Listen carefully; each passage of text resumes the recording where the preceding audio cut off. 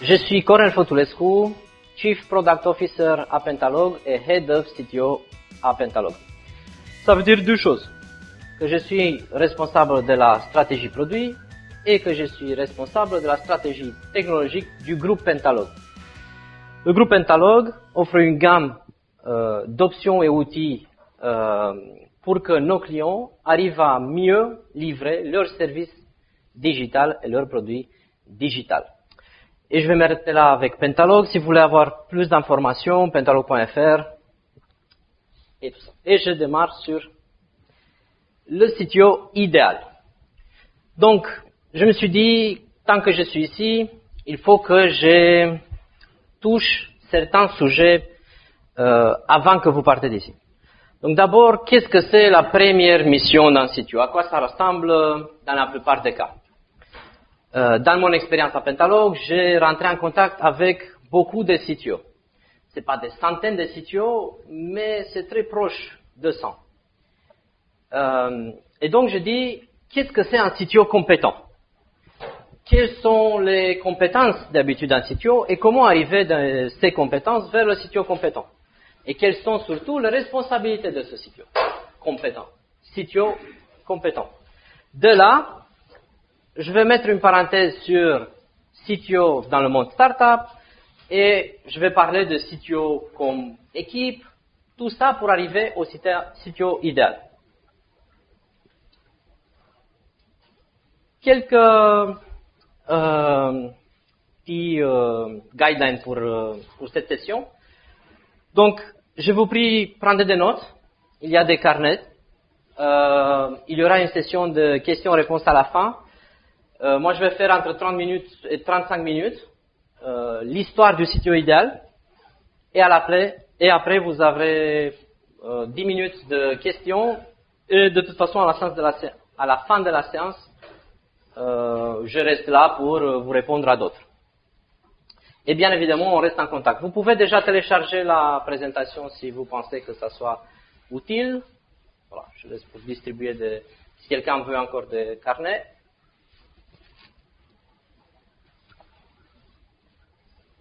Ok. Donc, je vais vous raconter une histoire. Il y a quelque temps, une équipe de développeurs. Et dans cette équipe, il y avait Bob. Bob était un développeur. Il adorait ce qu'il faisait. D'abord, ce qu'il aimait le plus, c'était le fait qu'il avait des idées, comment implémenter une fonctionnalité, et il pouvait faire ça sans avoir des obstacles, il pouvait faire ça sans demander l'avis des autres. La société dans laquelle il travaillait lui faisait tellement confiance qu'il faisait lui-même même les entretiens techniques. Il adorait de travailler dans cette équipe. Bon, pas nécessairement dans la société, mais surtout dans cette équipe. Jusqu'au moment où son chef, le CTO, est parti. Elle avait sûrement une bonne raison, mais lui, il se retrouve un peu perdu. Qu'est-ce que je vais faire? Est-ce qu'il y a toujours une place pour moi dans la société?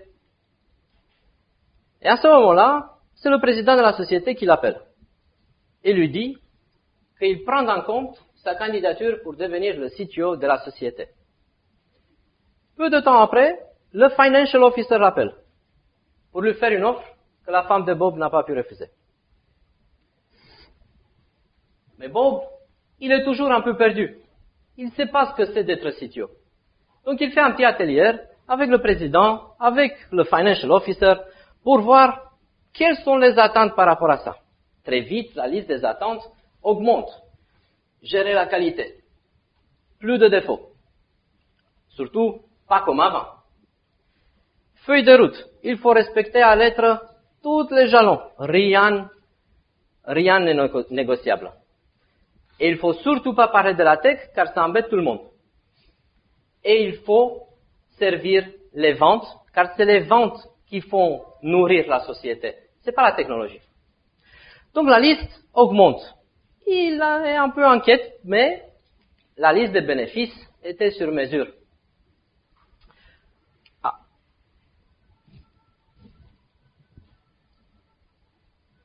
Bon, ça marche pas. Ça marche plus. Donc, meilleur salaire. Surtout, réputation sociale. Qui croyait que lui, Bob, il peut devenir un C-level si vite? Donc, C-level, le plus haut niveau dans les sociétés. Il pensait qu'il va faire mieux, qu'il va faire les autres mieux entendre avec l'équipe, qu'il va prendre des meilleurs choix comme avant. Voilà, pas mal de points positifs. Sauf que, en 9 mois, il a l'impression qu'il n'est pas nécessairement plus apprécié. Pourtant, il pensait qu'il va être plus apprécié.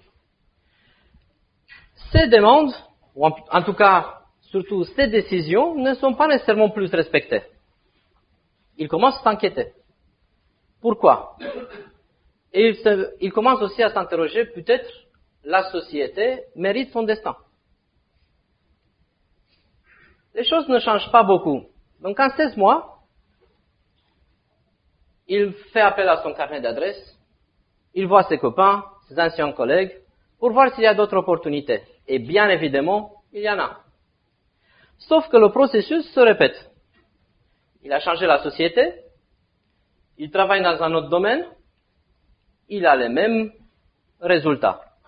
Donc, non seulement qu'il n'est pas écouté, mais il cherche, il court après tout le monde pour faire aligner les autres, pour parler de ce qu'il souhaite faire. Il y a une distance assez importante. Et là, il se dit, bon, je suis fatigué, je commence à lire, je vais me reposer, je vais me rappeler de comment c'était d'être développeur. Peut-être je vais redevenir développeur. CTO, c'est peut-être pas pour moi. Il trouve un livre de Pragmatic Programmer. Il avait ce livre depuis très longtemps. Mais voilà, ça faisait un moment où il n'a plus lu ce livre. Et il dit, software entropy. Ça, c'est un sujet. Les sujets de travail sont tellement primitifs par rapport à tous ces aspects cool de la technique. Il se demande même s'il y a peut-être le livre CTO, Pragmatic CTO. Il va sur YouTube et il trouve une vidéo. A Day in a Life of a CTO. Et là, ce qu'il entend, un CTO qui dit 60% de mes activités sont administratives. Je fais toutes les tâches que personne ne veut faire. Il se demande, mais où est le développement? Où est le coding? Où est la technologie? Je voulais être Chief Technology Officer, pas Chief Administration Officer. Il est un peu inquiet, mais bon, il ne sait pas trop quoi faire. Il revient sur Pragmatic Programmer. Et il se rappelle d'un chapitre sur lequel il n'était pas très attentif. Il a lu ce livre 3-4 fois. Mais cette fois-ci, il retrouve un chapitre qui s'appelle Knowledge Portfolio. Et dans ce chapitre, l'auteur, très grand auteur, il dit qu'il faut traiter les connaissances un peu comme un portfolio d'investissement, comme les investisseurs font. Et donc, il se dit, il faut diversifier le portfolio de connaissances. Il faut réviser le portfolio de temps en temps. Il faut même jongler avec les risques et opportunités, comme il n'a pas fait jusqu'à maintenant. Jusqu'à maintenant, cette dernière technologie meilleure pour la société. Il trouve ça intéressant. Il continue la lecture. Et il trouve un autre livre, Chief Technology Officer, comme livre. C'est un livre qui date depuis 2013. Et dans ce livre, pas très loin, je pense que dans les premières trentaines de pages, il y a un petit graphique où ils disent nombre de livres sur Amazon. 2. En 2012, il y avait 2 livres sur Amazon CTO. Bon, moi, depuis ce moment, j'ai rajouté d'autres moments quand je vérifiais. Si vous cherchez sur Amazon, vous trouvez plus de livres CTO, mais ça va vers biologie, autre chose, pas technologie. Car il semble que ça veut dire aussi autre chose. Aujourd'hui, il y a 10 livres sur CTO, si ça vous intéresse. Ça reste quand même une histoire un peu triste. Il continue la lecture et il se dit, tiens, la première fois qu'on a utilisé le rôle de CTO, c'était dans la recherche. Les grands industriels, ils ont utilisé cette étiquette pour déléguer la personne qui traduit la recherche vers le business. qui faisait la recherche compréhensible par l'équipe de business. Et là, elle s'est dit, traduction, je suis un traducteur peut-être. Toujours dans le même livre, il trouve saveur du CTO, un peu comme personas de CTO. Il regarde pas trop en détail, il se dit juste, moi je suis CTO as External Facing Technologist. Pourquoi? Parce que j'adore, c'est plutôt faire identify new technologies, exploit new technologies, integrate new technologies. Ça, c'est ce que je dois faire. Bien évidemment, c'est pas nécessairement ce qu'il y avait besoin dans la société, mais c'est ce qu'il pensait que c'est utile pour lui, et ça, c'était la première version de CTO idéal pour Bob. Et Bob, il se trouve en coach. Il va vers le coach et lui dit, bon, il faut que je travaille sur cet objectif, identify new technologies. Je suis pas à fond là. Je peux être maximum là. Bon, le coach, je vous ai dit, c'est une histoire un peu triste. Lui dit que peut-être il veut travailler autre chose. Mais non, Bob, il est têtu. Il veut devenir le CTO idéal. Il revient sur YouTube pour chercher des CTO dans les boîtes technologiques. Et il trouve ce CTO, un mec excellent de Zapier, une boîte technique. Et là, il entend que si ta société n'est pas une boîte tech, c'est pas là où il faut que tu cherches à innover. Si ta société n'est pas une boîte de méthodologie, c'est pas là où il faut chercher à innover. Donc, il faut réutiliser. Bam!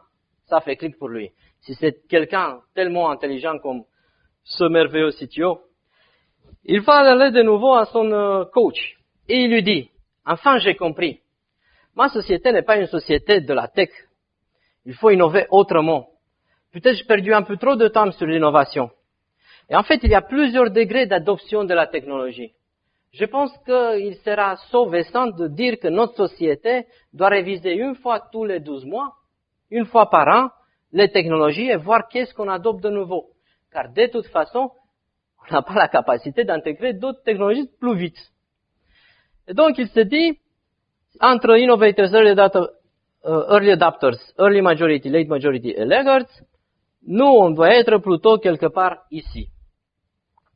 Première décision qui change un peu la perspective pour voir les choses. Il récupère la liste qu'il a eue dans le premier livre du CTO et il se dit, je change ma définition de CTO idéal. Et donc, je vais changer, je vais dire que à la place de high ici, initial CTO definition, je vais faire CTO Bob 1.0 et là, je vais mettre low sur tout ce qui est identify new technology, exploit new technologies and integrate technologies. Un autre changement crucial dans la vie de ce Bob, c'est qu'il a dit, peut-être qu'il ne faut pas que je fasse tout. Donc, je travaille avec mon équipe pour, voilà, par exemple, promouvoir la technologie de ce qu'on fait vers les autres départements, pour qu'eux comprennent ce qu'on fait et pourquoi. Je ne peux pas faire ça seul, donc je vais utiliser mon équipe. Il se met un peu en accent sur certaines compétences. Donc, faire part de la stratégie de business. Ça, c'est ce qu'il se dit. Ça, c'est de toute façon nouveau, j'ai jamais fait, mais ça a du sens. Il faut que je mette un accent là-dessus. Et deuxièmement, il se dit, je veux me concentrer sur la collaboration. C'était toujours dans la liste de ce qu'il pensait qu'il doit faire. Et amélioration avec les relations avec ses clients. Sauf que, il va vers son président et lui dit, voilà, je sais, on a la clé de la réussite. Il faut mieux collaborer. Bon, il semble que pas tout le monde était d'accord. Car souvent, ce genre de problématiques sont des problématiques de la technologie, pas notre problématique. Et donc, ça devient un peu compliqué. Et il va de nouveau à son coach. Et le coach lui dit, mais dans la communication, il y a quelques subtilités. Et ces subtilités, si tu arrives à les repérer, tu peux t'en sortir mieux.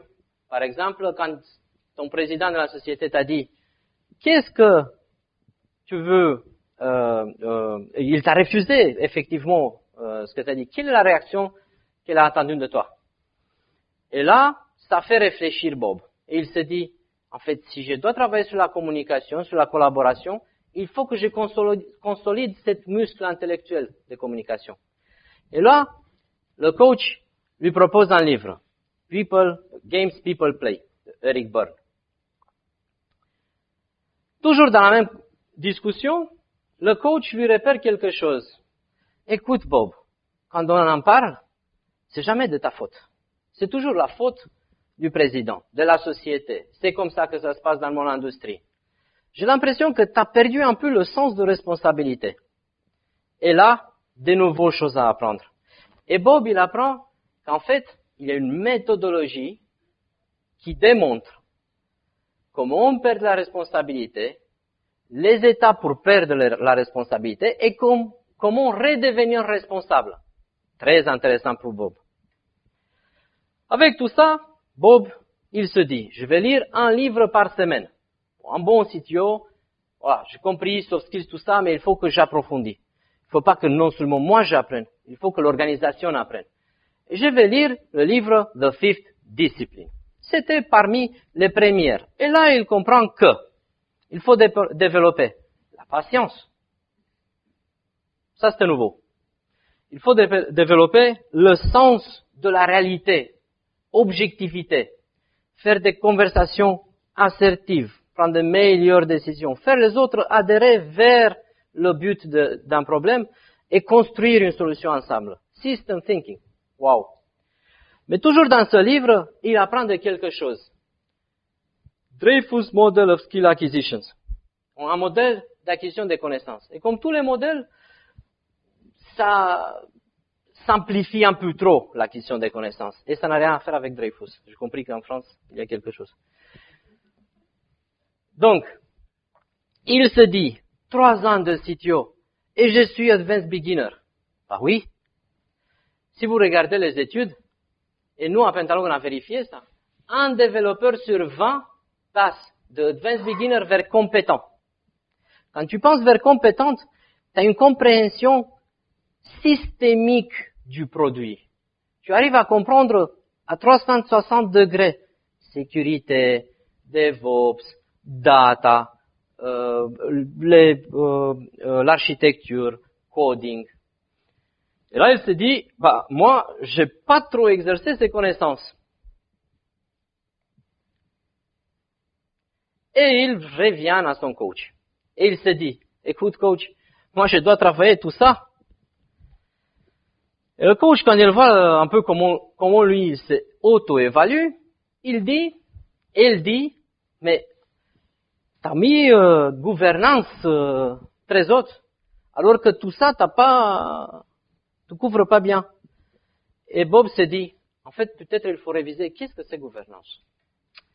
Et là, il se prend le livre Holacracy. Bam! C'est là où il est choqué. Il se rend compte qu'il n'a jamais fait de la gouvernance. Qui dit gouvernance, dit efficacité. Et qui dit efficacité, ça veut dire que quand on prend des décisions, on est là pour s'assurer que c'est bien implémenté, qu'on retire les bénéfices, qu'on n'a pas oublié ces décisions. Quand on a dit on va faire le rôle de product owner, on va l'implémenter. Qu'est-ce que c'est ce rôle? On l'implémente et on vérifie l'efficacité de l'implémentation de ce rôle. Et là, il se dit, je pensais que, en fait, la gouvernance, c'est ça. Mais ça, c'est la stratégie. Donc, quand on parle de feuille de route produit, c'est pas de la gouvernance. C'est de stratégie. Dans la gouvernance, on peut parler de l'efficacité de l'exécution de la feuille de route. Là, très révélateur pour Bob. Mais Bob, il est bien. Il est déjà dans une nouvelle société. Il fait de nouveau des recrutements. Cette fois-ci, dans une société agile. Tech agile. Et là, il doit recruter des Scrum Masters. Il regarde la fiche de responsabilité et de compétences. Il dit, mais c'est quelque part ce que je dois aussi avoir comme compétence. Je recrute un Scrum Master. Il faut que je maîtrise facilitation. Il faut que j'actionne comme coach, comme mentor. Il faut que je sois un motivateur pour tout le monde. C'est les mêmes compétences. Et là, Bob, il se dit, je récupère ces compétences, je les mets aussi dans ma fiche des compétences. Et il revient en holacratie et il se dit, très intéressant, en fait, il y a des équipes dans ma société. Et à l'intérieur de ces équipes, il y a des product owners, développeurs, un Scrum Master.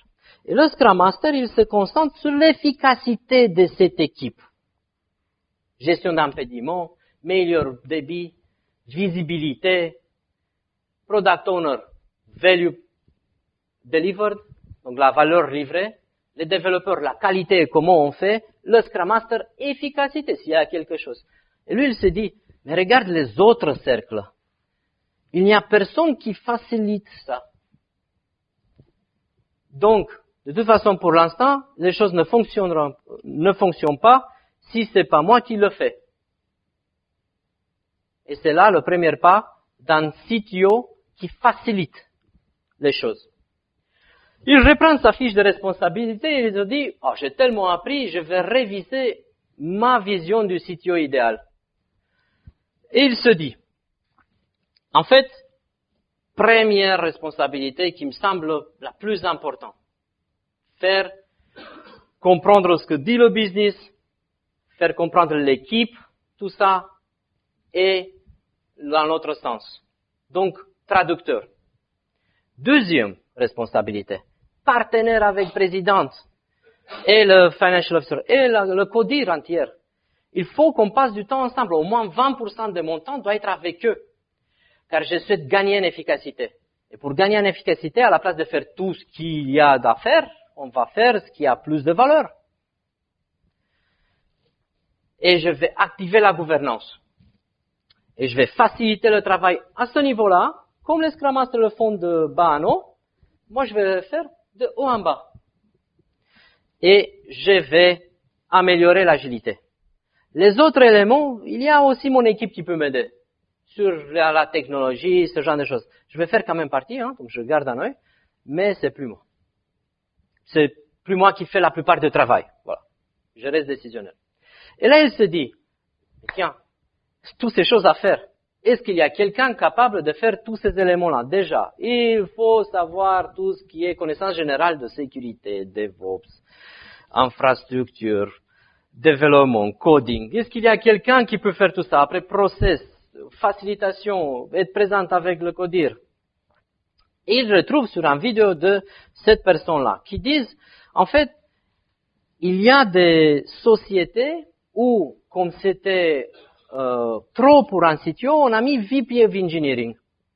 Et le VP of Engineering, il est quelqu'un de très opérationnel. Et c'est lui qui reprend tout ce qui est recrutement, tout ce qui est gestion des skills, même Scrum Master of Scrum Master s'il faut. Donc, très opérationnel. Comme ça, le CTO peut monter d'un cran. Il peut être un peu plus stratégique, ou même visionnaire. Il cherche un peu pour voir si c'est pas du blabla, car on a eu pas mal de rôles. Et il semble que ça c'est que US comme tendance, mais c'est très complémentaire avec le rôle de CTO. En bleu, c'est le CTO. En vert, c'est le rôle de VP Engineering. Sur les tendances. Google Trends. Et après, il revient. Mais comment les startups font? Déjà, encore une fois, personne ne sait. Deux, pour les startups, c'est toujours compliqué. Peu importe qui tu es, quel est ton rôle, tu auras de toute façon 3, 4, 5 chapeaux. Le seul problème avec ça, c'est de ne pas être conscient ce que tu n'arrives pas à faire, ce que tu ne sais pas. Et là, c'est très compliqué, même dangereux des fois. Mais il n'y a pas de solution miracle pour les startups. Et là, il va de nouveau à son coach. Et il se dit, je pense que j'ai enfin trouvé la clé. D'être honnête. De dire, en fait, il y a tout ça qui rentre sur mon chapeau et j'arrive pas. Et là, peut-être que certains moyens vont arriver, on va peut-être parler d'une équipe de CTO, d'aide. Tout ça étant appris, il essaye de faire confronter ça à son société. Bon, c'est faux, mais ça peut arriver. Ça peut arriver car il y a un décalage très fort quand on n'est pas habitué à être honnête, à dire nos difficultés, à dire exactement qu'on peut pas, et d'un coup on fait ça, ça peut être compliqué. Mais normalement, dans les sociétés qui aiment la transparence, l'honnêteté est appréciée, la réalité est appréciée. Et donc, c'est quelque part l'agilité réelle, apprendre à aimer la réalité. Et donc,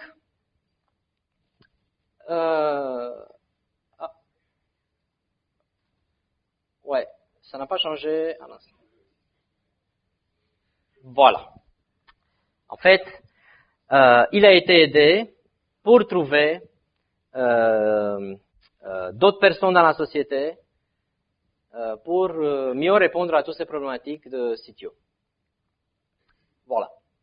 À ce moment-là, donc après 6 ans, Bob, il se dit, bon, j'ai appris énormément de choses, je vais faire apprendre les autres. Il semble que le rôle du CTO évolue indépendamment de contexte et de l'étape de développement de la société. Okay? Mais, a priori, il y a des choses toujours importantes. Passer de temps avec le président de la société, c'est critique. Tu fais pas ça, il y a une rupture forte, une déconnexion. Et donc, jusqu'à Enhanced Agility, donc pour l'amélioration de l'agilité, ça reste tout le temps, peu importe ce que tu fais comme CTO. Ce qui est en bas peut changer, indépendant de la taille, de l'étape de développement, ce genre de choses. Et là, il se dit, bon, je ne vais pas m'arrêter là. Je vais parler de mon rôle de CTO et du CTO idéal. Et je reviens à l'acquisition des connaissances. Quelles sont les compétences clés qu'il faut avoir?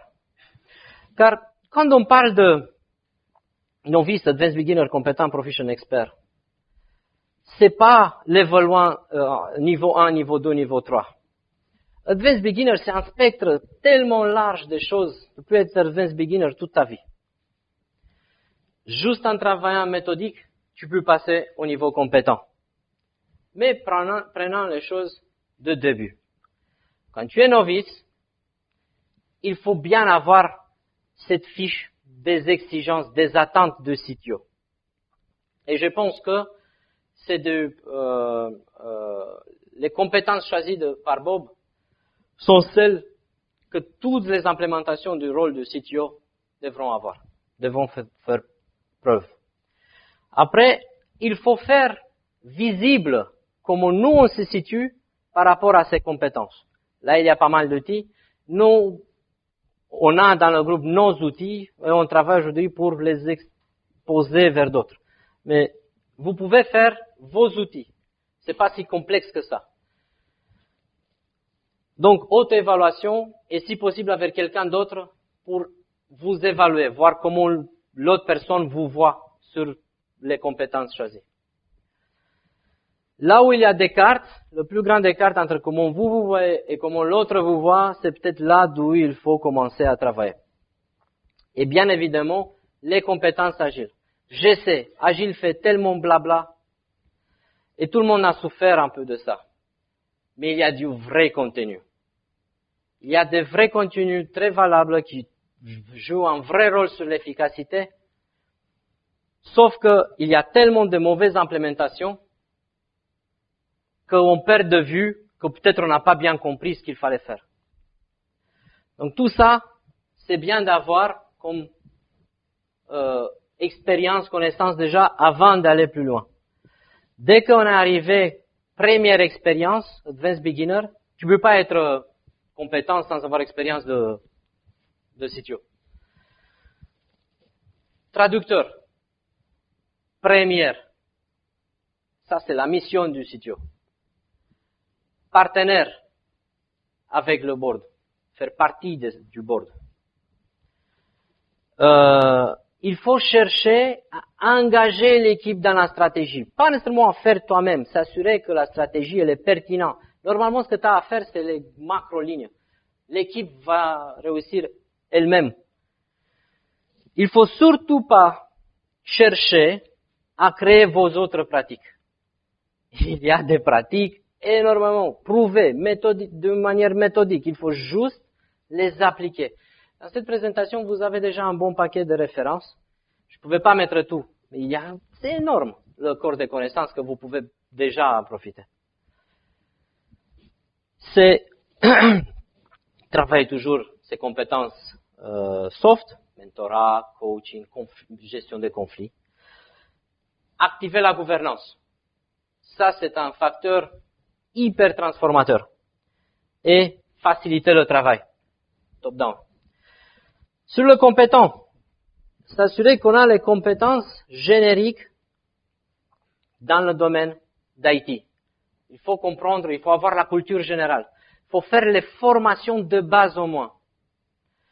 Et pour vous dire à quel point ça peut être compliqué, par exemple, les développeurs que nous on recrute, qu'on les met faire des formations de base en sécurité, ils disent tous, j'ai tellement appris.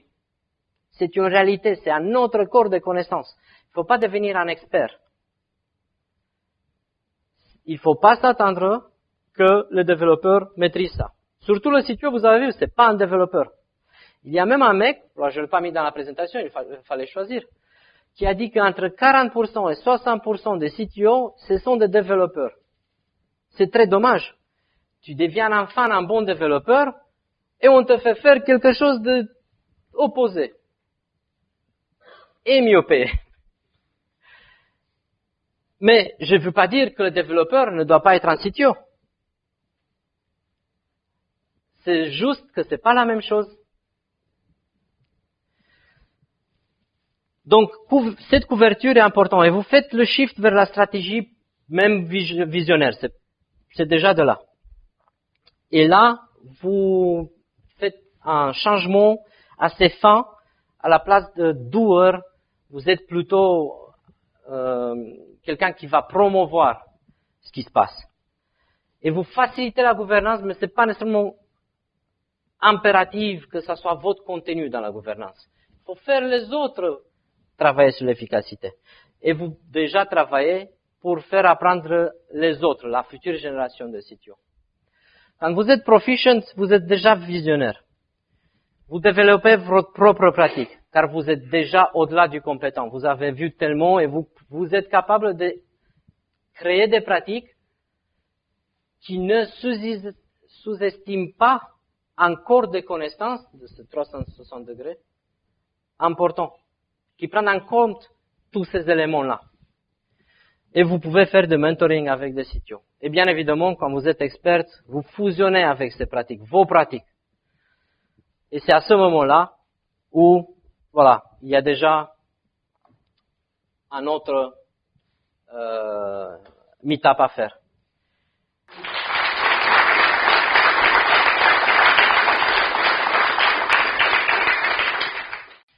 Bonjour tout le monde.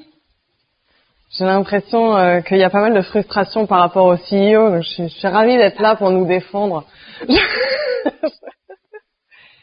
Et justement, pour expliquer le point de vue que c'est quand on est CTO, je vais revenir 2 secondes sur mon parcours parce que ce sera utile pour comprendre les exemples dont je vais parler. À la base, je suis développeuse, je suis tout ce que Cornel a décrit comme étant. À la base, je suis ingénieur informatique, j'ai commencé en développement. Je suis devenue CTO chez PHP.fr, j'ai géré toute la transition numérique de l'entreprise et j'ai fini par devenir CEO tellement j'avais tout informatisé. Donc voilà. Donc j'ai effectivement été géré par un CTO, je l'ai remplacé et puis maintenant je gère un CTO. Donc j'ai vu à peu près toutes les coutures de ce poste-là. Et la première chose, en fait, c'est pour ça que j'ai demandé à garder cette slide et aussi parce que j'en ai pas préparé moi-même, donc c'est bien. Non, moi je vais beaucoup parler justement de cette colonne-là qui me paraît fondamentale, notamment la question de la traduction. Et si je voulais justement parler un peu de mon parcours, c'est parce que PAP, ce qu'on fait, c'est qu'on aide des personnes à acheter, vendre ou louer leur logement sans payer de frais d'agence. Et ce qu'il y a à retenir dans cette phrase-là, c'est que ceci n'a absolument rien c'est pas du tout lié à un problème technique. Et donc, quand on est CTO et qu'on est dans une entreprise qui fait ça, le travail de traduction, il est fondamental. Donc, je le précise, Cornell est manifestement CTO dans une SS2I. Et clairement, moi, ce que je vais dire concerne la majeure partie des CTO qui sont dans des entreprises qui ne sont pas des entreprises informatiques, qui ne sont pas des entreprises tech. Et j'inclus les startups là-dedans parce que la plupart des startups, l'objet de leur travail n'est pas technique. Vous prenez une startup qui livre des repas, vous prenez une startup qui lave du linge, etc. Toutes ces startups, leur objectif n'est pas d'avoir des sites en Node.js, etc. Leur objectif est d'accomplir un travail dans la vraie vie, dans le vrai monde. Et il y a un énorme enjeu de traduction de la technologie, de ce qu'on fait nous quand on est CTO vers une réalité et dans le sens inverse. Donc pour moi, je suis bien d'accord pour dire que Translate et co-partner with CEO, c'est la base pour, mais ne serait-ce que pour éviter de se faire virer, par exemple. Bah oui, parce que si on n'est pas compris par l'entreprise et qu'on n'est pas compris par son CEO, et là je reviens sur la question qui a été posée tout à l'heure parce qu'elle est assez typique de ce problème de traduction. Est-ce que ce serait pas l'entreprise qui comprend pas si on est important? Est-ce que ce serait pas l'entreprise qui est pas mature? Je crois que c'était une autre question sur la maturité de l'entreprise, sur la compréhension des autres interlocuteurs. Est-ce qu'ils nous comprennent? Est-ce qu'ils se rendent compte à quel point ce qu'on fait, c'est important? Mon CTO actuel me dit ce genre de choses. C'est la malédiction du CTO de se sentir incompris, d'avoir le sentiment que personne se rend compte qu'il a entre les mains énormément de pouvoir et de capacité de nuisance ou à l'inverse de capacité à créer de la valeur, mais que le reste de l'entreprise ne s'en rend pas compte. Ça, pour moi, c'est vraiment la malédiction du CTO. Et sur ce point, je voulais répondre assez clairement, parce que grosso modo, moi, quand je suis rentrée à PAP, PAP c'était une entreprise de presse et d'immobilier. Vous imaginez que du coup, la culture de l'entreprise n'était pas spécialement, on va dire que les développeurs avaient pas spécialement leur voix au chapitre. On va dire que j'étais pas très très comprise quand je suis rentrée, donc ça, je l'ai vécu. Et donc, j'ai été confrontée à ce problème de moi, j'avais 1000 idées. J'étais le Bob du départ. Le Bob du départ, c'est beaucoup moi. Je sais à quel moment j'ai pu le parcours de Bob. C'est au moment où il a commencé à lire plein de livres et à aller voir un psy. Moi, je pense que là, il s'est embourbé, Bob. Mais le départ, le côté j'ai plein d'idées, je suis développeur, il y a des tonnes de trucs à faire dans cette entreprise. Clairement, ça, c'est assez fréquent qu'on le vive quand on est développeur. En général, on est assez inspiré, etc. Et puis, j'ai été confrontée à des gens, à peu près tout le reste de l'entreprise, donc beaucoup de services clients, de commerciaux, etc., qui ne comprenaient pas du tout ce que je faisais, pour le dire sobrement. Et la première question à laquelle je vais me répondre, c'est est-ce que moi je leur apprends ce que je fais, au sens est-ce que j'essaye de me faire comprendre, est-ce que j'essaye de leur donner les méthodos qu'on a l'habitude d'utiliser, celles que j'avais apprises à l'école. Par exemple, on va apprendre des méthodes d'organisation de projet, je connaissais les méthodes classiques, je connaissais les méthodes agiles. Est-ce que j'essaye de faire bouger toute l'entreprise et de lui apprendre ce que c'est qu'une user story? Ou est-ce que j'apprends le métier de l'entreprise? Alors, je vais être claire sur ce que j'ai fait moi. Je pense que ça va vraiment pas être l'opinion de tout le monde, mais moi, clairement, j'ai appris le métier de l'entreprise. Donc là où Bob, il a lu des tonnes de livres IT, moi, j'ai vraiment planché l'immobilier. Donc ça, je sais que déjà, vous vous dites peut-être, je suis CTO, c'est pas du tout mon boulot l'immobilier. Concrètement, aujourd'hui, d'ailleurs, aujourd'hui, je suis passée CEO, je fais des interventions, je parle de droit immobilier, etc. À la limite, personne ne saurait que j'ai un informatique à la base, tellement je me suis farcie de droit immobilier, enfin, des choses qui sont le métier de mon entreprise. Et j'ai clairement appris à parler le vocabulaire que parlaient tous les gens de l'entreprise. Et j'ai cessé vraiment d'employer avec eux le vocabulaire qui était le mien au quotidien. Donc, c'est vraiment littéralement un travail de traduction. C'est-à-dire que moi, je me suis dit, bon, j'ai essayé par exemple, et j'ai retrouvé un article que je pourrais je pourrais vous envoyer, j'ai retrouvé un article d'une fondatrice de start-up qui a écrit, donc elle est juriste, elle a créé un outil pour les propriétaires, et elle a écrit un article entier sur LinkedIn qui s'appelle Travailler avec un développeur, où elle raconte tout ce qu'elle a appris au contact de ce développeur, donc les user stories, les méthodos agiles, ce que c'était que DevOps, ce que c'était que faire un pull, un push, tout ça. Donc, elle raconte qu'elle a appris tout ça. Bon, j'imagine qu'elle a pas le choix, elle a fondé sa start-up, elle a des développeurs, elle est bien obligée d'apprendre à communiquer avec eux. Moi, je suis toujours assez surprise de l'énergie qu'on met quand on est dans l'informatique à essayer d'expliquer aux autres notre métier, alors qu'il est extrêmement compliqué. Enfin, il y a une littérature fantastique si on veut. Enfin, Bob, je suis pas du tout surprise qu'il arrive à lire un livre par semaine. Dans notre secteur, on peut. Je trouve qu'on est quand même dans des domaines où on nous dit tout le temps qu'il faut apprendre à apprendre, et donc en général, on a quand même la capacité à engranger des nouvelles informations rapidement. Alors moi, je dirais que les premières informations qu'il faut engranger, c'est pas plus d'informations techniques, c'est pas plus d'informations sur notre métier, c'est des informations sur le domaine de l'entreprise. Parce que moi, j'ai trouvé ça beaucoup plus simple d'apprendre ce que c'était que des plus-values immobilières que d'expliquer à des juristes ce que c'était qu'une user story. Mais vraiment, mais sans difficulté. C'est-à-dire que moi, en 2 heures de réunion sur les plus-values immobilières, j'ai compris ce que c'était. Et eux, en 6 mois de tentative de faire des user stories, on n'y était toujours pas. Donc, sans aucun doute, depuis que j'ai laissé tomber l'idée de leur faire des user stories et que je leur dis juste quel est le nouveau projet de loi qui est sorti, expliquez-moi ce que c'est et ce que vous voulez, et ils me l'expliquent comme ça leur chante. Donc, ils m'expliquent la loi. Donc, j'ai le droit à des articles de loi. Ça, c'est quand j'étais CTO. J'avais régulièrement ça avec tous les utilisateurs, mais je ne me fatiguais plus du tout à leur enseigner de la méthodologie. Et donc, moi, j'avais clairement le rôle qui consistait à passer de ça à des équipes à qui il fallait un peu expliquer ça. Mais j'avais fini par avoir même un discours assez clair avec mon équipe, c'est-à-dire que c'était la culture chez nous, et maintenant je le disais très vite. Il va falloir apprendre à parler à des utilisateurs qui ne respectent pas les méthodologies que vous avez apprises, qui parlent dans un vocabulaire que vous comprenez pas. Si vous comprenez pas, je vous expliquerai. Et moi, j'étais une traductrice en chef. Donc ça, je pense que c'est beaucoup plus facile pour nous. Je maintiens, je vois en informatique, il y a quand même tellement de choses à apprendre. Honnêtement, comprendre tout le métier de l'entreprise, normalement, c'est vraiment faisable pour vous.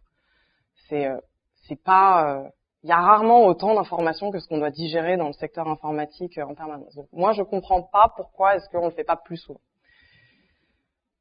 L'autre intérêt de faire ça, c'est-à-dire qu'au-delà du fait que c'est plus facile pour nous, enfin pour moi ça me paraissait clair que le match n'était pas égal et que c'était beaucoup plus d'effort pour eux de comprendre ce qu'on faisait que l'inverse. L'autre raison pour laquelle j'ai fait ça, c'est que dans toutes les entreprises dont l'objet n'est pas informatique, vous voyez, donc je vais reprendre la mienne, chez moi c'est de l'immobilier, il faut savoir que toutes les autres équipes parlent d'immobilier. Donc en fait, c'est la langue de l'entreprise. Et je vais vous dire, pour la suite, on va faire une analogie, on va dire que la langue de l'entreprise, c'est le français. Et chez moi, le français, c'est l'immobilier. Et la langue de l'informatique, c'est le chinois. Et voilà, il faut bien se dire que c'est pas, il y a 2 langues et tout le monde doit aller vers l'autre. Non, l'informatique, dans la plupart des entreprises, est la langue étrangère. Et eux, ils ont une langue en commun, tous les autres services. C'est-à-dire que moi, mes juristes, ils discutent avec mon service client, ils discutent avec mes commerciaux et ils parlent tous la même langue. Donc quand on est en phase 2 et que nous, on est là à parler chinois, eux, ils comprennent pas pourquoi on comprend pas ce qu'ils disent. Non, mais c'est vrai, ça leur paraît pas, ils disent, mais c'est pourtant tout le monde comprend, toute l'entreprise. C'est vrai que dans mon entreprise, tout le monde peut parler de plus-value immobilière, c'est naturel, c'est le champ lexical de l'entreprise. Donc si je décide de pas l'apprendre et de dire à tout le monde, non, c'est vous qui allez apprendre ma langue, je suis très isolée. Et en fait, je pense que ça, c'est quand même un peu au cœur de beaucoup de sentiments de frustration. Je pense que toute l'énergie mise à essayer d'apprendre à l'entreprise, à prendre en compte l'informatique, etc., c'est quelque chose vraiment que je ressens souvent dans les discours. Là, je l'ai un peu entendu dans les questions quand il y a ce côté, mais c'est les entreprises qui comprennent pas. Oui, si vous voulez, c'est les entreprises qui comprennent pas, mais ils comprendront jamais. C'est pas leur métier. Donc moi, ça me paraît normal. Leur métier, il se passe en français. Chez moi, le métier, c'est de faire acheter, vendre et louer des maisons. Point. Et ceci est loin des considérations qu'on peut avoir au service informatique. Donc moi, je pense que c'est important quand on est dans une entreprise de connaître sa langue. Et le dernier point, c'est que je pense qu'une fois qu'on a appris sa langue, on a appris quelque part quelque chose qui est fondamental quand on est CTO et de manière générale, si n'importe quoi haut, c'est la culture de l'entreprise et la valeur qu'elle a. Et ça, quand on est dans l'informatique, c'est hyper important parce que sinon, ça va quand même assez vite d'être à côté de la plaque. Par à côté de la plaque, j'entends quoi ? Là, je vais vous donner des exemples concrets chez moi. Bon, On a parlé de méthodos, type méthode de gestion de projet. Donc, on a parlé rapidement des méthodes agiles. Donc, moi, je connaissais les méthodes agiles. Les développeurs que j'ai connaissent les méthodes agiles. Je suis arrivée dans l'entreprise. Bon, évidemment, ils connaissaient pas, ça c'est sûr. Mais il y avait surtout la question de, ils connaissent pas, est-ce que ça peut leur apporter quelque chose? Assez rapidement, je me suis rendu compte qu'ils n'étaient pas non plus en méthode classique. Ils étaient en méthode, je pourrais qualifier ça. Quelqu'un a dit à l'arrache. Ouais, c'est pas mal ça. Mais de manière assez efficace. C'est-à-dire que il y avait pas ce côté lent et tout, ils étaient capables de prendre une décision très rapidement, ils étaient capables ça n'avait aucune importance dans cette boîte-là, c'est une PME, on est 200. Ça n'avait aucune importance d'avoir des évaluations, des délais par exemple, les estimations de temps de projet, etc. Un truc qui en général, quand on est en informatique, ça nous ennuie un peu. Ils nous donnaient des trucs, ils nous demandaient pas de délai, et puis on les livrait quand on les livrait. Et ça posait pas spécialement de problème. Moi, ça m'enlevait aussi certaines épines du pied. J'avais aucune estimation de délai à faire. Le côté respect des roadmaps et compagnie, dans le fond, les gens venaient me voir, des fois ils me disaient t'en es où de ça? Je disais ça a avancé, ça a pas avancé. Mais de toute façon, j'avais rien promis. Et ça leur paraissait normal, ils se promettaient rien les uns aux autres de manière générale. Donc je me disais très bien, on va faire pareil. Et ça marchait relativement bien. C'est-à-dire qu'au final, ça permettait, je regardais le rythme auquel on pouvait délivrer assez vite.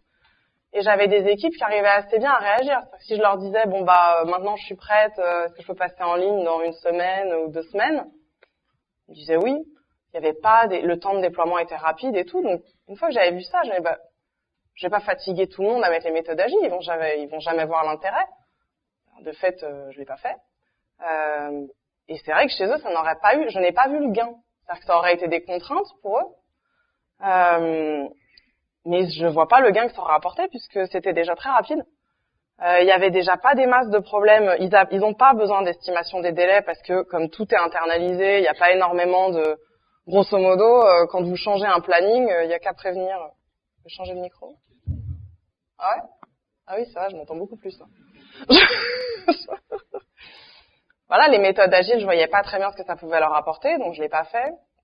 Je pense à d'autres. Alors après, il y avait d'autres aspects. Là, je vais parler plus parce que c'est des méthodos d'organisation, mais après, je peux parler de techno. Si vous voulez savoir ce qu'une techno peut apporter à l'entreprise, et si vous voulez pouvoir aller voir votre CEO et vendre un changement de techno, il est clair qu'il va pas falloir argumenter avec des arguments techniques, parce que les arguments, on n'a jamais vu une entreprise gagner des clients parce qu'elle a été passée en Node.js. Vous voyez, enfin, c'est évidemment pas ça qui fait gagner des clients à une entreprise. Donc, il va bien falloir expliquer en quoi il y a un rapport entre ce que vous voulez faire et le métier de l'entreprise. Et donc ça, si vous savez pas faire de la traduction et si vous savez pas où est la valeur de l'entreprise, et savoir où est la valeur de l'entreprise, ça a l'air de rien comme ça, vous pensez peut-être que vous le savez, mais c'est pas simple. C'est pas simple du tout. Moi, je vois régulièrement des gens se tromper là-dessus. Je vais vous donner un exemple basique sur mon site. Vous pouvez vous dire la valeur de l'entreprise, c'est ce que je vends. Oui, certes. Mais par exemple, moi j'ai un trafic de d'à peu près 10 millions de visiteurs 10 millions de visites par mois. C'est pas simple de savoir quel trafic a de la valeur et quel trafic n'en a pas, comme ça. Alors, vous pourriez croire que c'est facile, il suffit de regarder les clients qui donnent du chiffre d'affaires, etc. Enfin, où est-ce qu'il y a des tunnels de conversion, mais non, c'est beaucoup plus compliqué que ça. Il y a des trucs, si je les perds, ça n'a aucune importance. Et j'ai fini par le comprendre parce que, par exemple, je sais que les articles, qu'il y a un certain nombre d'articles qu'on fait, qui ramènent du trafic, qui est un peu hors sujet. Et ça, j'ai fini par le comprendre. Je vais vous donner un exemple très concret. Alors nous, on fait pas mal de trafic sur des thèmes genre la copropriété. Je sais pas pourquoi, on est bien indexé dans Google là-dessus. Mais alors concrètement, ça n'apporte absolument rien à l'entreprise. Donc si je perds tout ce trafic, ça n'a aucune importance. Puis à l'inverse, il y a des trucs qui font un peu moins de trafic mais qui ont beaucoup plus de valeur. C'est assez compliqué de savoir où est la valeur d'une boîte, là où elle a besoin de faire son trafic, de faire ses clients, etc. Et ça, quand vous êtes CEO, il faut le savoir finement. Moi, j'ai l'exemple, je discutais avec un autre CEO, un confrère, d'une entreprise très connue mais que je ne vais pas citer parce que je vais raconter un fail là. Je ne vais pas raconter les fails des autres à leur place, enfin pas en les nommant en tout cas. Il est CEO, il a une entreprise qui doit faire à peu près 600 personnes. Et il a eu un CTO qui lui a vendu il y a 3 ans une migration de l'un de ses sites sous Angular. Le site faisait 700 000 visites, à peu près, et le CTO a présenté Angular comme une solution. Donc il y a 3 ans, Angular c'était extrêmement moderne. Il a montré comment on pouvait naviguer, le côté, voilà, ça ressemble à une appli mobile, etc. Bon, ça avait l'air cool, c'était tendance, c'était soutenu par Google, enfin bon, bref. Ça cochait plein de cases, ça avait pas l'air délirant. Le CEO a dit d'accord. Personne ne s'est rendu compte qu'en passant sur Angular, ils allaient perdre tout leur référencement dans Google. C'est malheureux. À la mise en prod du site, le site est passé de 700 000 à 50 000 visites en 2 mois. Ça vous met quasiment un produit par terre. Et je connais le produit, il faisait quand même plusieurs millions d'euros. Donc ça fait très très mal de se prendre ça. C'est une décision d'un CTO qui se disait peut-être qu'il était content d'avoir été entendu et d'avoir réussi à refourguer sa migration à son CEO. Le CEO a pas dû le voir pareil, rétrospectivement. Et là, on est typiquement dans une zone où le CTO s'est dit, bon bah, Angular c'est sympa, je vais faire un truc chouette, etc. Mais en fait, il savait pas que c'était un site qui pouvait pas, enfin, qui vivait déjà du SEO, de Google. Il avait pas suffisamment de base, manifestement, pour savoir que Angular, si on fait pas gaffe, ça tue le SEO. Bref, il avait pas la partie marketing, probablement. Bref, il a pas vu le problème que ça allait poser et il a cru que c'était une bonne idée. Bon. Et en plus, personne n'a été capable de lui dire que ça l'était pas. Donc je sais, il y avait un débat là-dessus. Est-ce que c'est un problème de gouvernance? Est-ce que c'est un problème de CTO? Bah moi, je suis CEO. Franchement, le CTO, je crois que je le vire pour ça. Parce que ça veut dire qu'il est juste en train de se demander quelle nouvelle techno va être cool à déployer, etc. Et ça, c'est quand même pas rare. Et ça, c'est un vrai problème. Il faut quand même se demander ce que vous faites, ça apporte quoi dans la vraie vie de l'entreprise. Et pour moi, à partir du moment où vous parlez comme ça, alors la collaboration avec le CEO, elle est naturelle, parce que finalement, vous avez parlé dans la même langue. La collaboration est naturelle, la compréhension par le reste de l'entreprise, elle est naturelle. Pareil, et le fait que vous savez valoriser l'informatique au sein de vos entreprises, ça arrivera pareil aussi. Ça, ce que ça demande, c'est en fait de traduire ce que vous faites en valeur pour l'entreprise, dans la langue de l'entreprise. Pour moi, c'est la base d'un rôle de CTO, sinon on a un CTO incompris. Un CTO incompris, en général, ça reste pas des siècles, il n'est pas motivé, les gens ne l'aiment pas, et donc en général, c'est assez insatisfaisant. Mais si vous voulez que l'entreprise voit la valeur de votre service, être capable de défendre des décisions vis-à-vis des autres équipes et d'avoir du poids, alors il faut parler la même langue que les autres. Alors ça a l'air basique, mais je sais qu'il y a des tonnes de freins à ça. Je le sais parce que je les ai eus. Mon CTO actuel les a. Donc je sais que c'est pas si simple. Le premier frein, on a beaucoup vu chez Bob, qui est quand même un génial, non? Non, le premier frein, non mais justement je pense à ça, c'est, je pense, soi-même. En général, on a une résistance à ça parce que, de manière humaine, c'est tout le monde, c'est pas que les CTO, c'est tout le monde, on a tous envie d'être compris. Donc on a tous envie que les gens se rendent compte de ce qu'on fait, comprennent les difficultés qu'on a, et donc on a envie de pouvoir s'exprimer dans sa langue pour être bien compris. Moi, ça je l'ai vécu. Il y a quelque chose de très ingrat dans le poste de CTO. Quand j'étais CTO, on m'a félicité pour des trucs qui étaient risibles. Non mais c'est vrai, des fois j'avais fait un machin en 4 heures, et les gens étaient d'un enthousiasme déconnecté de ce que j'avais fait, et moi je pouvais pas retranscrire ça auprès de mon équipe. Mon équipe savait que ce qu'on venait de faire c'était bidon. Donc j'avais pas à leur dire, les gars, c'est champagne pour tout le monde, pour l'espèce de truc complètement torché qu'on vient de produire. Et à l'inverse, des fois, on passait des mois sur des problèmes. Quand on avait terminé, pour nous, c'était un succès. Pour le reste de l'entreprise, c'était invisible. Invisible. Notamment, je vais apprendre à personne, mais les problèmes de sécurité, il y a personne qui s'en rendra compte. Personne ne verra que vous avez sécurisé quelque chose. Moi, j'ai passé pour le coup énormément de temps sur des problèmes de sécurité. Personne ne s'en est jamais rendu compte.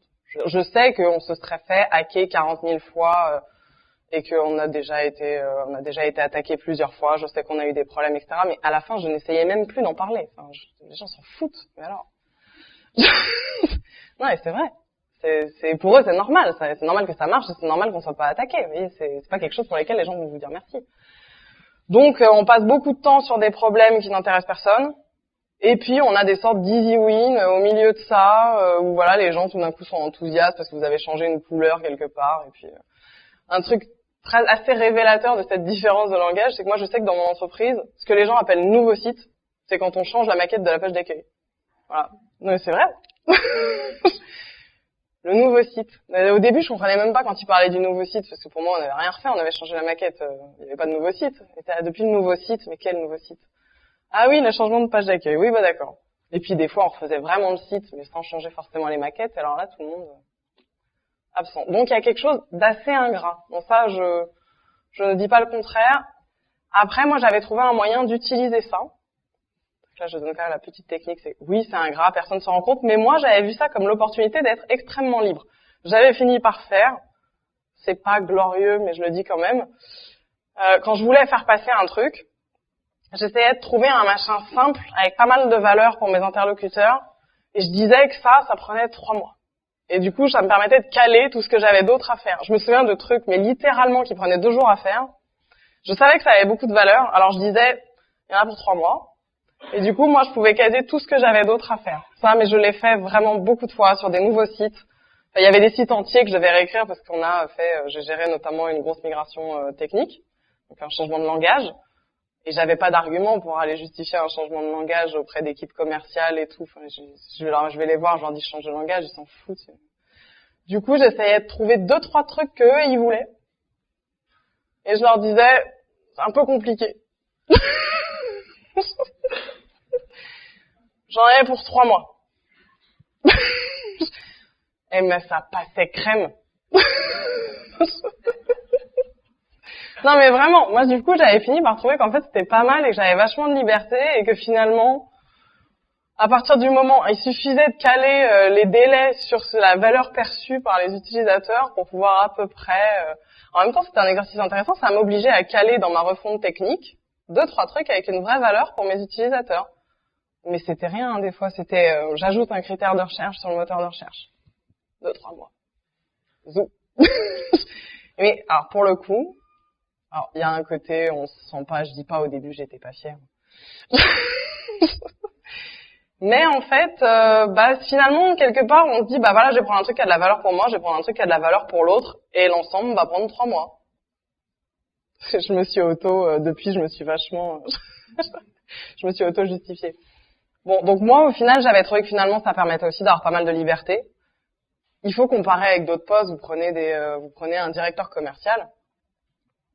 Il a un côté, tout le monde comprend ce qu'il fait, et lui, quand il fait 1,5 million, il est ravi, et mettons que son objectif c'était 1 million, il fait 1,5 million, c'est fantastique. Lui, il est beaucoup plus jugé par l'entreprise, il a des réussites beaucoup plus claires, etc. Clairement, quand on est CTO, on n'est pas dans cette catégorie. Ça donne pas mal de liberté quand même. Donc moi, j'avais trouvé que c'était finalement pas si mal et qu'on pouvait faire pas mal de choses à condition d'avoir réussi à caser dans le lot quelque chose qui a la valeur pour les gens. Le deuxième frein, pour moi, c'est la résistance des équipes elles-mêmes. C'est-à-dire que vous-même, vous avez envie d'être compris, vos équipes l'ont probablement aussi un peu, et puis elles ont autre chose, c'est que, bon, vous, si vous êtes CTO, j'imagine que ça veut dire que vous vous installez un petit peu dans l'entreprise dans laquelle vous êtes, vous comprenez que vous êtes sur une stratégie long terme, etc. Dans vos équipes, vous avez des gens qui potentiellement sont en phase, ils attendent à faire grandir leur carrière, etc., etc. Donc ils cherchent des lignes à ajouter sur leur CV et concrètement ils savent très bien que c'est plutôt des nouvelles technos. Je veux dire, s'ils ont appris le métier de l'entreprise, moi par exemple, si je dis à un développeur, tu vas apprendre à calculer des plus-values immobilières, le développeur il sait très bien que sur son CV c'est nul comme compétence, ça ne vaut rien. Donc le développeur, il va jamais avoir envie de faire ça.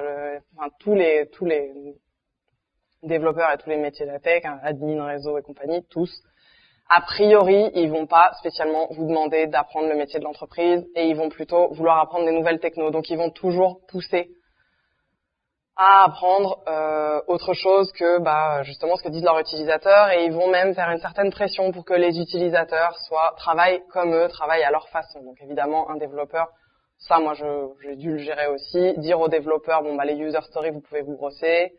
De manière générale, toute forme de méthodologie, on va laisser tomber. Parce que j'ai eu des outils comme Jira et tout, mais les gens appelaient, les gens envoyaient des mails, les gens laissaient des bouts de papier imprimés sur les bureaux des développeurs. J'ai bien vu que ça allait pas. Et soit vous essayez de corriger l'entreprise, soit vous essayez de corriger votre équipe. Pareil, moi j'ai trouvé ça plus simple de corriger l'équipe elle-même. Maintenant, honnêtement, ça c'est un point sur lequel on est clair dès le recrutement. Et en fait, il y a certains profils de tech qui sont assez intéressés par ça parce que oui, il y a un inconvénient, le côté ligne sur le CV, ça peut être un peu, ils n'ont pas le sentiment d'apprendre des trucs qui vont servir à faire grandir leur carrière. C'est vrai. Mais par contre, vous pouvez en général, quand vous avez fait ça, vous pouvez leur promettre un boulot qui a du sens. Et ça, il y a une certaine partie quand même des gens qui aujourd'hui sont en recherche de ça. Moi, les dernières fois que j'ai fait des entretiens, je disais clairement aux tech, alors les technos, je m'en fous. De toute façon, tu apprendras ce qu'il y a à apprendre, etc. Ce n'est pas le sujet. Par contre, ce que je peux te dire, c'est que tu vas faire des choses, tu vas comprendre à quoi elles servent. Elles serviront. On va pas te mettre sur des projets qui vont disparaître, etc. Non, tu vas faire des trucs, tu vas les passer en ligne, ce sera utilisé, tu sauras par qui. Et le reste de l'entreprise te remerciera. Voilà. Et ça, il y a quand même un certain nombre de personnes, ça les intéresse parce que c'est mignon d'apprendre des langages et compagnie, mais je pense qu'il y a aussi un ensemble de personnes qui cherchent du sens dans leur travail. Et en général, quand justement on est capable de dire ce que fait l'entreprise, quel est son projet et en quoi ils vont y contribuer, ben on donne du sens au travail. Donc je pense que les développeurs, c'est atypique, ils nous le disent tous. Je suis désolée, je parle beaucoup des devs parce que j'étais moi-même dev, donc j'ai plus géré les devs. Je sais qu'il y a aussi l'infra dans l'informatique, je sais, mais j'ai toujours détesté ça. C'est aussi pour ça que à un moment j'ai arrêté d'être CTO. Non mais donc je vais continuer tous mes exemples avec les devs, je les connais mieux.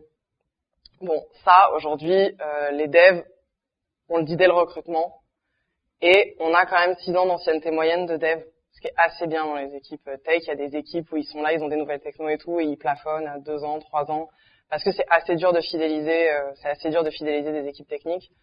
Nous, on n'a pas trop de mal à les fidéliser, mais il faut juste pas se planter en recrutement et leur dire à quoi ça va ressembler chez vous. Donc ça, c'est le deuxième frein. Voilà, votre propre résistance, la résistance de vos équipes. Ensuite, il y a la pression du secteur. La pression du secteur, c'est chaque fois que je fais des interventions comme celle-ci, j'en ai déjà fait dans des écoles, des trucs comme ça. Il y a toujours quelqu'un pour me dire « T'as regardé la blockchain dans l'immobilier ?» Et Node.js, celui-là, je l'ai vraiment dans le collimateur, celui-là, c'est pour ça que j'arrête pas de le citer. Et React. Et l'intelligence artificielle. Tout le temps. Les gens n'arrêtent pas de me citer des technos et de me demander si je les utilise. Et comme si tous les 3 mois, on avait des opportunités business qui pleuvaient, etc. Enfin, la blockchain dans l'immobilier, la dernière fois qu'on m'a demandé ça, j'étais blockchain dans l'immobilier. Ok. Donc, on est quand même, et on a peur de se bourrer quand même. Enfin, c'est vrai. Vous voyez, le mec m'a dit ça, je me suis dit, je peux te passer à côté d'un truc. Bon, après, je me suis dit que non. J'ai réfléchi, j'ai pensé aux gars qui vendent des logements et tout, et je me suis dit non. En fait, non, pas du tout. Ils s'en foutent complètement. Mais malgré tout, c'est déstabilisant. C'est-à-dire qu'on nous vend, et tout le secteur nous vend tout le temps qu'il y a tel truc qui va révolutionner tout le business, etc. Donc, on est vraiment quand même mis sous pression avec une espèce de côté... si t'apprends pas tel nouveau machin, si tu vois pas les opportunités de telle et telle nouvelle techno, etc., t'es à l'ouest, tout le monde va essayer de vous faire croire que vous êtes à l'ouest, parce que vous vous êtes pas encore mis sur je sais pas quoi. En ce moment, c'est l'IA. Fasciné avec l'IA. Voilà, c'est l'IA. Moi, quand j'en parle avec des gens autour de moi, 3/4 d'entre nous, ceux qui font de l'IA, c'est un peu pour pouvoir faire un communiqué de presse dans lequel il y a écrit IA quand même. Hein. C'est pas beaucoup plus. Hein. C'est souvent du bluff, quand même. D'ailleurs, je l'annonce. Dans 3 mois, je fais un communiqué de presse dans lequel il y a écrit IA. Si, j'ai un projet en cours en ce moment. Je dirais que c'est de l'IA. Ouais, c'est vrai, il faut le dire, c'est très à la mode. Donc moi, je vais faire pareil, je vais faire comme tout le monde. Je vais dire que c'est de l'IA, alors que c'est un algorithme, on s'en fout. C'est pas grave. Donc, clairement, il y a une pression du secteur qui va du coup, tout le temps vous donner des inputs d'informations, qui va vous pousser à passer toute votre vie à regarder justement ce qui se passe et à tester des machins et à tester des frameworks et à tester des trucs. Bon, voilà, vous pouvez passer votre vie à faire ça. Et là aussi, ça vous détourne potentiellement de ce que fait l'entreprise et quels sont ses problèmes actuels. Et donc, ça risque de vous faire ramener des solutions, ou si vous arrivez face à un board et que vous lui dites la blockchain. Ben évidemment qu'ils s'en foutent, c'est pas une question de maturité. Ils s'en foutent, c'est pas du tout leur problème. Les 3/4 des boards, les 3/4 des CEO, il faut être conscient d'un truc, c'est qu'avant que vous veniez les voir, ils avaient déjà des problèmes. Et donc si vous venez les voir avec un truc qui répond à aucun de leurs problèmes et qui en plus est une nouvelle piste de réflexion, il est probable que ça les... Il y a un côté, mais pourquoi il vient me dire parler de ça, lui? Ça répond à quoi par rapport à ce qu'on a en ce moment à faire? Voilà, donc un CEO, il est occupé. Il a des problèmes. Tout ce qu'il attend, c'est que les gens en dessous de lui viennent lui dire, j'ai une idée pour ramener du chiffre d'affaires. Oui, c'est ça quand même le quotidien. J'ai une idée pour ramener de l'argent, j'ai une idée pour ramener des clients, j'ai une idée pour ramener des utilisateurs. Voilà, le quotidien d'un CEO, c'est quand même plutôt ça. Financement, client, utilisateur, c'est ça qu'il a dans la tête. C'est pas la blockchain, c'est sûr. Donc si vous n'avez pas fait ce boulot-là, voilà, c'est pour ça qu'il va pas comprendre et que vous pouvez avoir le sentiment qu'il se rend pas compte de toutes les opportunités business qu'il y a. Mais qui se rend pas compte? C'est peut-être vous qui vous rendez pas compte que la blockchain n'est pas la clé de la stratégie de l'entreprise. Voilà, enfin, il faut quand même aussi le voir dans ce sens-là et se demander si l'entreprise qui est autour, au-delà de son manque de maturité et compagnie, c'est pas à charge. Eh ben peut-être qu'elle a des problèmes et que les solutions dont vous parle tout votre secteur en permanence, peut-être que ça n'y répond pas. Et peut-être que vous avez des choses sous la main qui y répondraient mieux, mais que vous n'avez pas vu parce que c'est pas la tendance actuellement dans votre secteur, etc. Donc ça, pour moi, c'est un troisième frein. La pression du secteur pour les innovations, les disruptions et tout ce dont on parle tout le temps. Je crois que j'avais noté un dernier frein. Ah oui, quand même. C'est ce que ça va donner en termes de périmètre. Et ça, je pense que c'est un problème pas simple. C'est que si vous devez apprendre le métier de l'entreprise, vous devez travailler avec le CEO, avec vos pairs, les directeurs, etc. Vous pouvez avoir la crainte assez justifiée, parce que c'est souvent un dilemme. Moi, je l'ai eu, je pense que mon CTO actuel là. À un moment, vous vous dites, je suis en train de régresser sur la partie technique, je maîtrise plus. Parce que vous, du coup, vous en faites moins, vous vous occupez de trucs, vous vous occupez de paperasse, d'administratif, vous vous occupez de machins qui sont pas du tout tech. Et au bout d'un moment, vous avez le sentiment que votre équipe, elle apprend des trucs, mais que vous êtes plus trop au courant parce que vous avez plus le temps de vous mettre à jour sur les technos et tout. Donc, il y a la question de la maîtrise. Bon. Là-dessus, j'ai pas de clé, j'ai pas de solution magique, mais je dirais quand même 2 points. Premièrement, c'est normal de pas tout maîtriser. Heureusement que vous avez une équipe, donc c'est normal à un moment que votre équipe soit meilleure que vous sur certains points. Et deuxièmement, et je reviens un peu sur le point précédent, je pense, dans beaucoup de boîtes, enfin en tout cas ce que je veux dire est vrai dans beaucoup de boîtes, que si vous voulez garder la maîtrise, vous pouvez aussi éviter de vous disperser. C'est-à-dire que dans la plupart des boîtes, il y a des boîtes où il y a énormément de techno parce que justement on a fait des tests, on a fait des labos, souvent sous la pression des développeurs ou des admins qui ont voulu tester un machin et du coup on multiplie les couches. Alors la clé pour garder la maîtrise, c'est quand même de pas en mettre des caisses. Je sais que je discute avec pas mal de dirigeants de PME comme moi et aussi pas mal de gens qui ont des startups. Ça me fait toujours marrer dans les startups de voir que ils ont 10 000 visites par mois et qu'ils ont une quantité de techno mais pour faire décoller une fusée quoi. Ça évidemment ça peut être un problème sur la maîtrise. Je pense qu'il faut un peu calibrer. Les 3/4 des boîtes PME startups qui se créent aujourd'hui n'ont pas du tout besoin d'utiliser un framework développé par Facebook. Elles feraient très bien leur job tout pareil avec des technos qui datent des années 2000 voire 90. Je compte plus le nombre de fois où j'ai entendu parler de big data pour des trucs qui n'en étaient pas du tout. C'est rare en fait les boîtes qui ont un problème de big data. Dans la plupart des boîtes, les problèmes tech sont pas incroyables. Moi, en tout cas, c'est ce que je constate. Vous me direz peut-être pas du tout et que chez vous il y a des challenges tech tous les jours. Mais moi, les 3/4 des boîtes, des PME à qui je parle, avec quelques technos de base, vous avez fait tout le job. Donc, quand vous êtes CTO, attention à la dispersion technique parce que effectivement, ça crée des problèmes de maîtrise. Que ça, l'entreprise vous en voudra pour ça. C'est-à-dire que le jour où quelqu'un vient vous voir parce que ça marche pas, parce que machin, vous pouvez pas lui dire, bah ouais, mais c'est parce qu'en fait, on a testé des trucs et le développeur qui a voulu mettre ça en place, il s'est barré et on n'a pas trop encore géré le relais et tout. Bah, ça, c'est compliqué pour les utilisateurs de comprendre ça. Ils diront, mais pourquoi t'as fait ça? pourquoi t'as voulu tester cette techno, on s'en fout. Voilà, donc je pense qu'il faut éviter la dispersion et se concentrer sur un petit nombre de technos qui sont vraiment utiles à la boîte et ajouter des nouvelles technos que quand il y a une vraie valeur et que ça correspond vraiment au métier qu'on fait. Voilà.